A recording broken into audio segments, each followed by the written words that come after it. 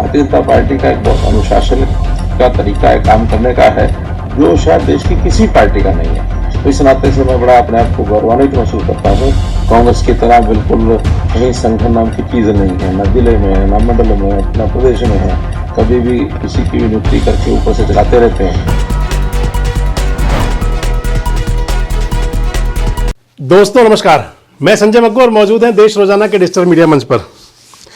पिछले कई दिनों से एक चर्चा है, खासकर हरियाणा की राजनीति में। चर्चाएं ये हैं कि क्या हरियाणा के मुख्यमंत्री कार्यालय में सीएमओ के अंदर पूर्व मुख्यमंत्री मनोहर लाल का पूरा दखल है। चर्चाएं ये हैं कि क्या हरियाणा के सीएमओ के अंदर यानी कि हरियाणा मुख्यमंत्री कार्यालय के अंदर आज भी बिना मनोहर लाल जी की इच्छा के कोई काम नहीं होता। इस बात की चर्चाएं आप तमाम राजनीतिक गलियारों में सुन सकते हैं। राजनेता, चाहे वो भारतीय जनता पार्टी के लोग हों और चाहे वो दीगर अन्य पार्टियों के लोग हों, उनमें एक चर्चा रहती है। खासकर इसके बाद अगर जाए तो वो ब्यूरोक्रेट्स के अंदर हो, मीडिया के अंदर हो, जब भी कोई नई नियुक्ति होती है तो एक चर्चा आ जाती है कि पूर्व मुख्यमंत्री मनोहर लाल के साये में है नायब सिंह सैनी, यानी कि हरियाणा के आज के मुख्यमंत्री। पिछले दिनों अभी जब नियुक्तियां हुई, तरुण भंडारी साहब बने हरियाणा के मुख्यमंत्री के राजनीतिक सचिव, परवीन आत्रेय बने हरियाणा के मुख्यमंत्री के मीडिया एडवाइजर, और इसके साथ साथ वीरेंद्र साहब बने हरियाणा के मुख्यमंत्री के ओएसडी। तो तमाम मीडिया के अंदर आप देखें या तमाम वेबसाइट्स देखें या फिर राजनेताओं में एक चर्चा थी कि भैया देखो फिर से मनोहर लाल जी की एंट्री है, कि भैया देखो मनोहर लाल जी के बिना कोई काम चलता नहीं। बात यूं थी क्योंकि परवीन आत्रेय और तरुण भंडारी और वीरेंद्र साहब तीनों ही पूर्व मुख्यमंत्री मनोहर लाल के भी कार्यकाल में उनके साथ थे, उनके खासम खास माने जाते हैं। इसका जवाब दिया है, सीधा सीधा और बड़ा खरा जवाब दिया है पूर्व मुख्यमंत्री मनोहर लाल खट्टर ने। पूर्व मुख्यमंत्री मनोहर लाल जो आजकल भारतीय जनता पार्टी की मोदी सरकार के अंदर, एनडीए पार्ट 3 की सरकार के अंदर बहुत पावरफुल मिनिस्टर हैं सेंट्रल गवर्नमेंट में। मनोहर लाल जी कह रहे हैं कि भारतीय जनता पार्टी की जो कार्यप्रणाली है, जो भाजपा की जो कार्यशैली है, वो दूसरी राजनीतिक पार्टियों की तरह नहीं है। वो कह रहे हैं कि भारतीय जनता पार्टी के अंदर अगर हेड्स चेंज हो, यानी कि चेहरा बदल जाए, सर बदल जाए, हेड्स का मतलब ये हुआ करता है कि हेड्स चेंज होने पर कतर दिए जाएं, ये कह रहे थे मनोहर लाल जी। मनोहर लाल खट्टर कह रहे थे कि भारतीय जनता पार्टी की राजनीति की जो कार्यशैली है, राजनीति करने का जो तरीका है, उसके अंदर यह है कि भले ही चेहरा बदल जाए लेकिन मोहरे वही रहते हैं। उनका कहने का तात्पर्य यही था। कह रहे थे कि अन्य पार्टियों में यह हुआ करता है कि अगर कोई चेहरा बदल जाए यानी कि हेड चेंज हो जाए तो उसके बाद में पूरी बॉडी चेंज हो जाती है। लेकिन वो कह रहे हैं कि भारतीय जनता पार्टी के अंदर मंडल से लेकर और नेशनल लेवल तक कार्यकर्ता के काम को देखा जाता है, कार्यकर्ता के काम पर नज़र रखी जाती है और फिर उसको उसके हिसाब से उसकी ड्यूटी दी जाती है। मनोहर लाल ये भी कह रहे हैं कि भारतीय जनता पार्टी के अंदर पद नहीं मिलते, दायित्व मिलते हैं, और दायित्व का मतलब होता है लायबिलिटी, जिसका निर्वहन करना होता है।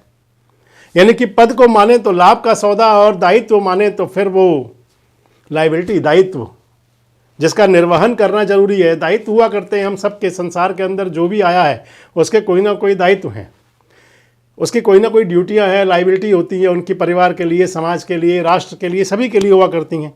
तो मनोहर लाल कह रहे हैं, आप सुनिए एक बार मनोहर लाल क्या कह रहे थे। हमारा जो काम होता है कार्यकर्ताओं का, पार्टी का कंटिन्यूएशन में होता है।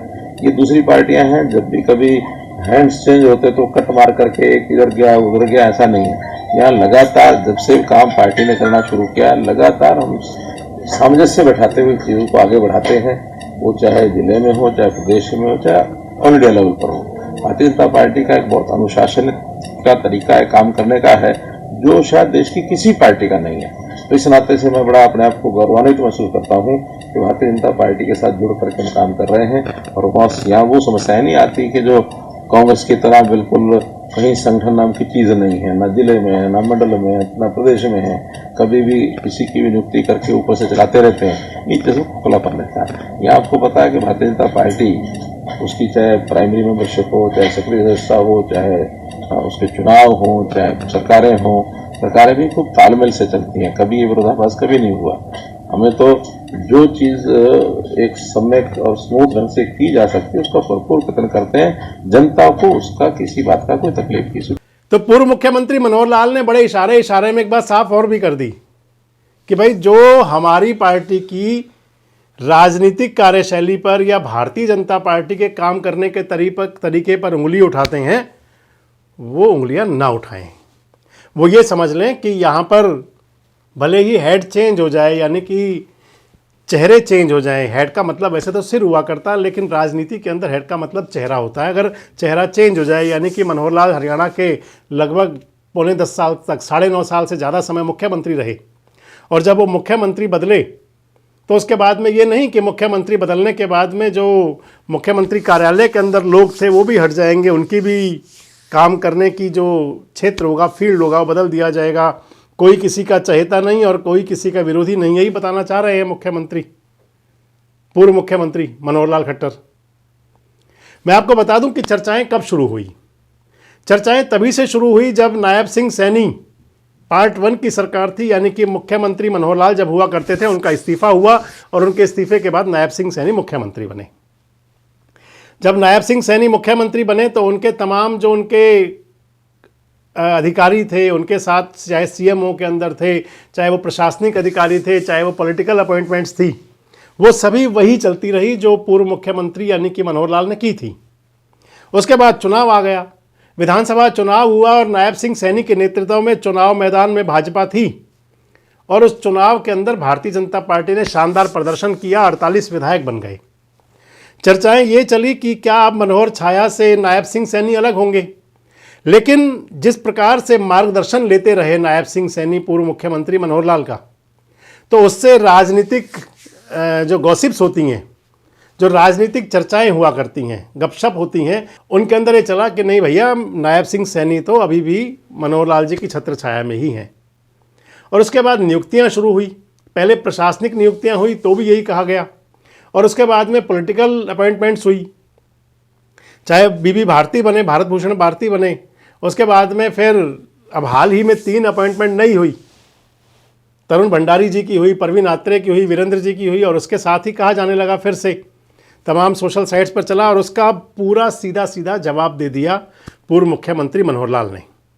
बता दिया डिफरेंस है, और यहाँ पर सिर बदलने से, चेहरे बदलने से मोहरे नहीं बदला करते, यानी कि मोहरे ये कहा जाता है कि बाकी बॉडी हुआ करती है, बाकी जो लोग होते हैं साथ में काम करने वाले।